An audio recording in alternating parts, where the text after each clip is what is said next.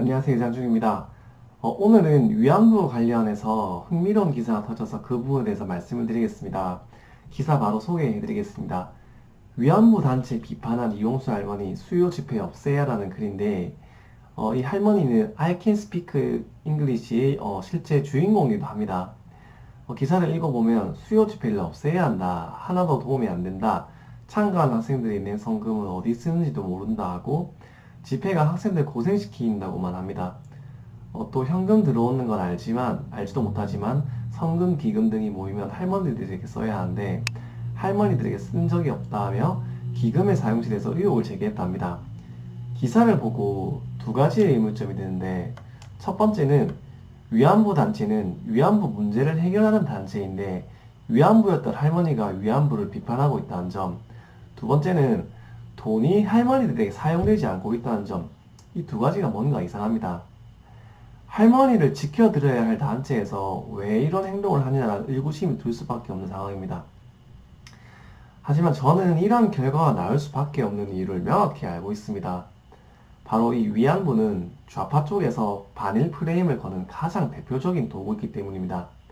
제가 왜 이런 주장을 하는지 하나의 글을 소개시켜드리며 설명하겠습니다.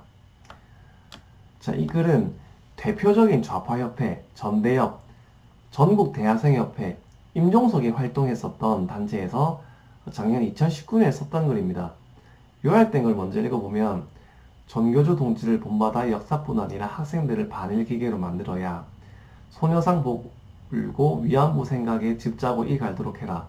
사과 요구하고 사과하면 진정성 없다 하고 계속 꼬투리 잡아 몇백 년 더 우려먹어야 이렇게 주장하고 있습니다. 다소 굉장히 의아하죠? 아마 이런 글 보시면 글을 계속 읽어보겠습니다. 역사 교과서뿐 아니라 국어 교과서까지 동원하여 학생들을 반일기계로 만들어야 한다.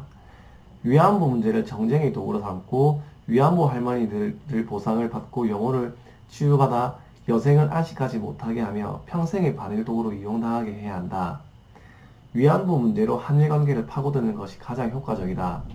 전국을 위안부 소녀상으로 덮어 모든 국민들이 일본만 생각하면 개거품 울고 버스 탈 때 소녀상을 보고 울고 학교 갈 때 소녀상을 보고 울고 학교 갈 때 소녀상을 보고 울고 밥 먹을 때마다 소녀상을 보고 울게 하고 위안부 문제를 생각하고 집착의 적개심에 이를 갈고 통곡하게 해야 된다.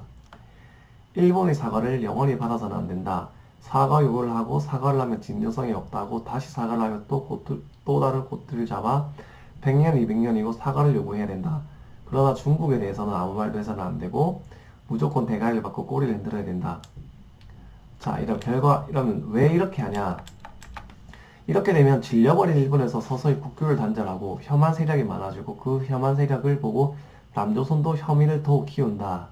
이렇게 남조선이 자유서방 세계의 번영에서 고립되기 시작하면 중국의 자본으로 남조선을 서서히 먹어삼키고 정치, 언론, 사법, 시민단체, 종교까지 장악한 후 총선 때 자유한국당을 친일 플레임으로 박살내고 개헌으로 남조선의 마지막 숨통을 끊어버리는 것이다.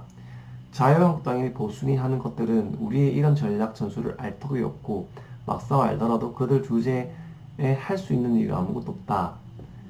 앞으로 1년간 총선은 한일전이라는 전국민에게 반복적으로 주의시키고 반일 선동을 마지막 총력을 다하라. 마지막에는 인민재판시켜 최고사령관 동지의 뜻을 받더라. 구국이 강철되고 전대협. 작년에 전대협이 쓴 글입니다. 제대로 보셨다면 다소 충격적일 것입니다. 여러분, 과연 일본이 진정성 없게 사과를 하지 않았을까요? 사실 일본은 70년대부터 수없이 사과했습니다. 합의금도 줬었고요. 그런데 이 사과를 진정성이 없다고 하면서 사과를 지속적으로 뒤엎었습니다. 그런데 계속 정치적으로 위안부 문제를 이용하니 지금은 일본 정부도 한국 정부에 질린 상태고 일본의 입장에서는 매우 부당한 처사로 느낄 수밖에 없습니다.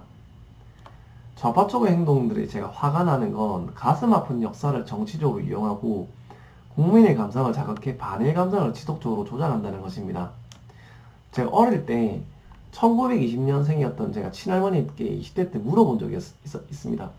뭐 일제강점기 때 일본 사람들이 어떻게 했냐고 할머니한테 엄청 못되게 굴었지 않았냐고 당시 사람들한테.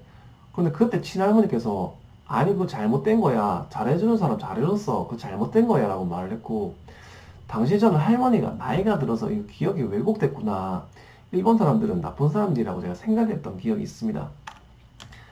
그런데 30이 넘어서 드는 생각은 내가 알고 배운 역사들이 왜곡될 수도 있겠구나라는 생각과 가지 않습니다, 사지 않습니다를 외치면서 반일 감정을 조장하는 사람들의 본심은 무엇일까라는 생각이 듭니다. 위안부 문제는 해결됐어도 벌써 해결되었을 문제입니다. 한일은 과거부터 진심으로 이 문제를 해결하려 했습니다. 그러나 이것을 집요하게 이용하는 집단으로 인해 한일 관계는 개선되지 못하고 위안부 할머니는 또 한 번 상처를 받고 있습니다. 일본은 죽일 놈들, 미래통합당은 친일당, 친일당은 나쁜 당, 하지만 반일을 외치고 친일당을 부수는 좌파정당은 정의로운 당. 문재인 정부가 가장 즐겨 쓰는 프레임입니다. 오늘 코멘트는 여기까지 하겠습니다. 영상을 보시고 좋아요, 구독을 눌러주시면 단순히 네거티브가 아닌 왜 보수를 지지해야 하는지 합리적으로